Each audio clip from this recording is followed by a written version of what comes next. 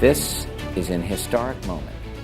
We have before us the opportunity to forge for ourselves and for future generations a new world order, a world where the rule of law, not the law of the jungle, governs the conduct of nations.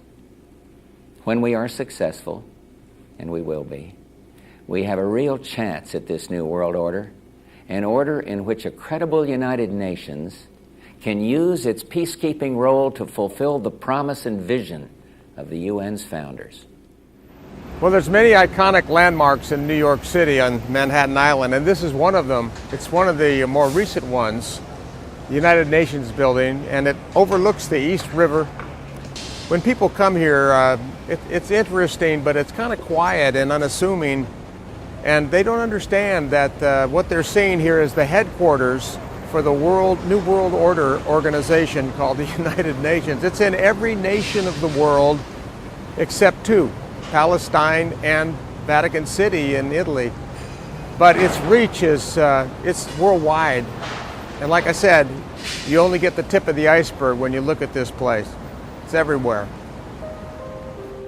Standing in stark contrast across the street from the UN headquarters is another building. Its height, an amazing 72 stories, a third higher than the UN building's 39 stories. If the buildings could speak like the warning blast of a trumpet, what would that be? Is it a coincidence or a divine sense of humor?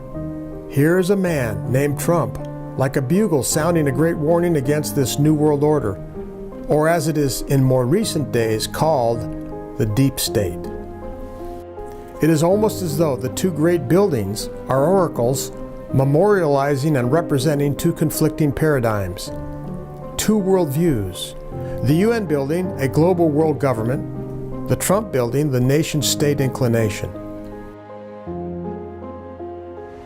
When you think of all the things that are mentioned about the great empires of the world, back to the Egyptian Empire, Assyria, Babylon, Greece, Rome, how is it possible that there's nothing in the scriptures about the enormity of New York and America? When you see it, you go, how could he possibly have missed this and not place something in the scripture about this amazing country?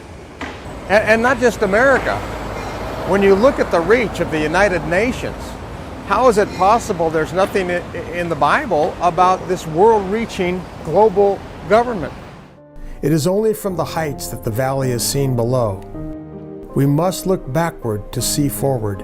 In order to take the elevator, we must peer into history.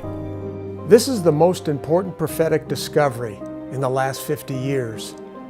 You can get your copy of the Deep State Prophecy and the Last Trump at Amazon.com.